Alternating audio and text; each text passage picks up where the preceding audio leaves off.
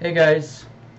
Okay, so before jumping into the review, let's talk about the English dub announcement trailer that was from dropped on Twitter recently, and everyone's expressed their opinion in one way or another, about what they think about the voice acting, about the voice acting, the first impressions, all that stuff, and and what they like, dislike about the dub so far.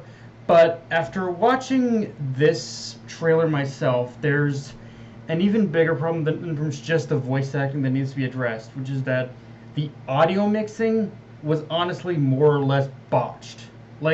Trust me when I say this, I've I've been around the music and audio industry my entire life. I was practically I was practically raised on it because by virtue from my father being a musician, and because of that, I I definitely kind of developed a bit of an ear for picking up on certain audible inconsistencies. And the biggest problem that stuck out to me about this trailer, again, is that the audio mixing was botched. Everyone's voices have been pitched to such a to such a degree where it's kind of hard to judge whether or not this is what the characters are going to sound like in the dub, or if someone in the audio department seriously screwed up when the trailer was being edited, and and and possibly what the actual episode audio is going to be and whether or not the actual episode audio is going to be a little more polished. Like, it's one of those things where it's kind of hard to judge this trailer. Again, it's kind of hard to judge this trailer because the audio mixing, it felt kind of botched, honestly. It was just the audio mixing on a general level. It was not great at all, frankly. Something seriously went wrong in the production of this trailer, as far as I'm concerned. So yeah, I don't know. I want to believe that the actual dubbing of the show is going to be different from the trailer. But yeah, the Prunus trailer itself did not leave a good impression on me. Um, Now, with that said, getting into the chapter itself, there's two major things to talk about in this episode. First is we get to hear what Drakken Joe sounds like in the anime, and it was a little unexpected, but I also really like the route they went with it, because because as far as the voice that the anime gave Drakken, it has a much more it has a much more subtle intimidation to him. Gave him a much more subtle there's a much more subtle invitation to Drakken Joe now, while at the same time still projecting just enough emotional instability where you can easily believe this is someone who, at the drop of a dime, can become a full blown psychotic. Have become a full blown psychotic in the moment, the very moment you say or do something he deems out of line or challenges his authority and power. And with that comes a first look at Drakken Joe's powers as well, which, I'll be honest, I was not fully paying attention when reading the corresponding chapters that were adapted into this episode. So I had completely forgotten this moment of him torturing that guy was the first showcase of his power. But to put it in simple terms, what happened to people who are confused is that Drakken had changed the structure of the bottle's matter using his ether gear. And even though it is something that was definitely better illustrated in the manga, I love how this simple act tells us so much about Drakken Joe that however psychotic he might be at the end of the day, he still sees himself as nothing more than a businessman and crime lord who's doing really nothing more than conducting business. And that's what honestly makes him the most dangerous villain so far in this show, is that is that forever psychotic he is, he's still at the end of the day just a businessman. When you look at it, he's conducting business. Even if we completely think he's an asshole, a psychopath, all that, he's still at the core a businessman. That's the scary part. It's just what he's doing is normal. Is in some ways normal for his profession as a crime lord. Also, it's kind of funny that even though I was more than a little annoyed by the fact that the anime cut out the scene where it shows the guy with a broken jaw. At the same time, I feel the anime is still doing a lot more to really play up just how much of a dangerous force Drakken Joe is. Like, this is only just a prelude of what's to come with him. Now, the thing with this episode is, the other thing with this episode is that it starts the very short Mildian arc right And right out of the gate, I was so happy to see that they didn't give Mildian the realistic treatment, because the planet is far too unique in order to make it just a simple round sphere, which apparently I've heard conflicting things about the reason as to why the anime has gone the route it has with the planet designs. Like there are some people who say that the French studio wanted to go more realistic, and others have said that, but also gone even further in saying it's been done with Mashima's approval.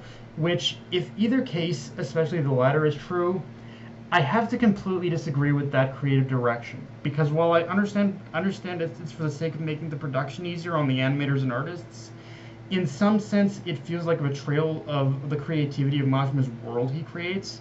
And honestly, even if we couldn't have gotten an exact copy and paste of each planet, if Mashima was in some part responsible for this route, I feel he could have just as easily offered alternative designs to his work, to his planets and to his worlds that were easy to draw yet still unique enough in order to make them stand out more. Like I don't completely buy that Majima would be completely on board with this route either, as Mildian's design shows that the studio is willing to go like this, is willing to go get a lot more creative when they need to be. So it's like, yeah, I think Majima really could have, if Majima was involved in this creative decision, I think he could have offered a little bit more, frankly. All that aside, though, the last couple of minutes of the episode essentially speed runs into the crew, like from meeting Xiaomei in person as the fortune teller who's been like narrating the story up to this point, and getting flung headlong into her little battle tournament, which I'll be honest is very fortune teller Baba-esque, but since this is adapted from a work by Mashima, you know it's going to get cranked up to 11. But even more than that, we've kind of reached a point in the story where I had no self-awareness for what Mashima was doing with this concept until very late into the next arc. Like, trust me, this is going to be one of those arcs where a lot, if not all of you watching this review are going to have this arc, is going to wave this arc off as simple filler, like I did. But the thing is, even if you think that, keep in mind as well that the events of this arc are going to have major bleed over when we pretty much get to the next arc. When we get to the next arc, which is pretty much Sun Jewel. Like it's pretty much in Sun Jewel where everything that's going to happen in this battle tournament will make all the more sense. Like it's like everything in everything in this arc, Mashima is kind of like is building up in terms of like preparing, in terms of building up the threat of Sun Jewels, of Sun Jewel as well, and as well as a certain moment in Sun Jewel as well that again, kind of slapping myself for not realizing sooner of what he was doing.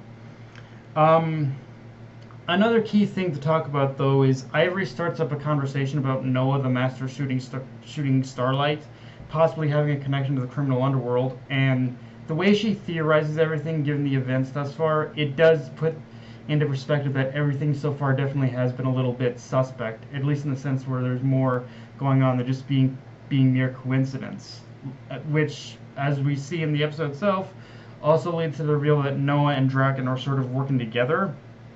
But as a manga reader, I can also tell you it's a bit more complicated than what you see on the surface. And to put it in the most non-spoiler way that I can, Noah is playing a dangerous three-way game of chess, where the only way he can make checkmate is by moving the Eden Zero crew into a position of direct confrontation with Joe. And